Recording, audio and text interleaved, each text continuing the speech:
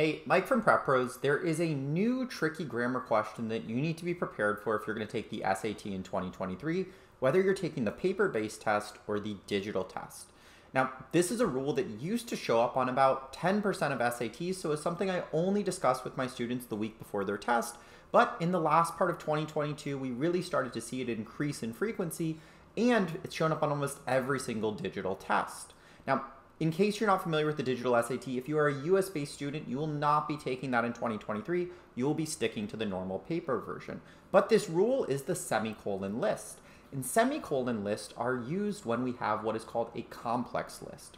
Now, we're going to break that all down in a minute here, but before we jump into that, I know there's some of you who may not be familiar with the basics of semicolons. And most of the time on the SAT, unless we're using this special listing rule, your semicolon is the exact same as a period. It can just be used to join two independent clauses together, which you can really simply think of as two full sentences. And this used to give us a really helpful trick that we could 100% stick to. And this was that if you see one answer choice with a period and one with a semicolon, like this example, and everything else is the exact same in those two answer choices, you could automatically cross them off.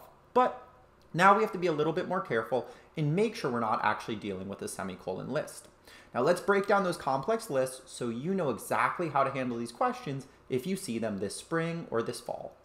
Now we have to use the semicolons within our lists when, if we were just to use commas, it would be confusing or unclear to the reader where the listed items are really starting and stopping.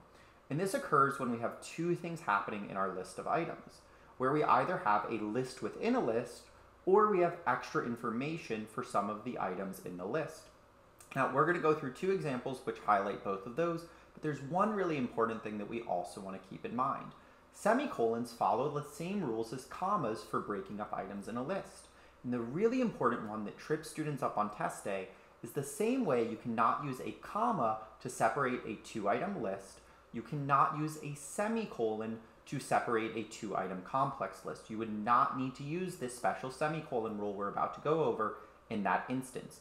One of the practice questions that you can do later, you'll see that tested. Now, first one we're going to take a look at is where we get the list within the list. The skills necessary for success as a bio professor at Stanford University are mentoring, teaching, and supporting the students in your class, providing an open environment for discussion, and conducting research involving microbiology, biotechnology, or biochemistry. It's a little confusing to kind of see what's happening in this sentence. So what we want to do is we want to break up those three separate items in the list with semicolons so it's really clear to the reader what those three things are. Well, the skills, the first skill that's necessary is mentoring, teaching, and supporting students in your class. The second skill is providing an open environment for discussion. And now we have our third skill, which is conducting research involving microbiology, biotechnology, or biochemistry.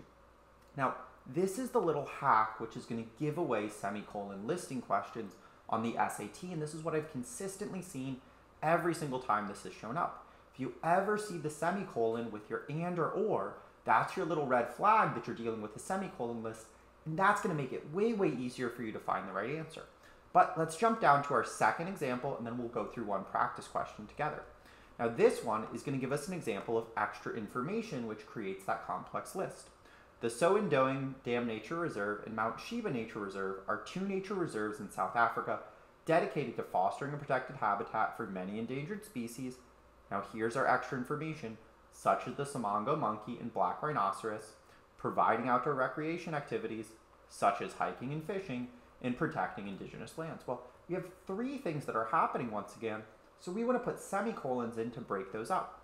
So we're saying, right, they're dedicated to fostering a protected habitat for many endangered species. Now this whole part is our extra information, which is going to tell us we need to use this complex list, semicolon to break up the second list that also has extra information, and then here's our same kind of little giveaway that you'll see in the practice questions and you'll see on your SAT that lets you know, hey, this is a complex list.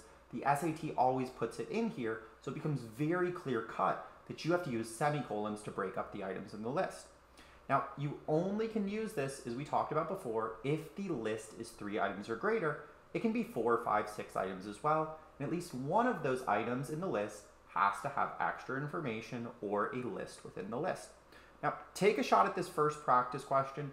If you guys want to do a little bit more practice, I've popped my entire Semicolon listing module into my free trial, which doesn't require a credit card or anything, so you can get more practice with these. And if this has helped you out, please share this with some of your friends, like and comment if you guys have any additional SAT content you'd like to see.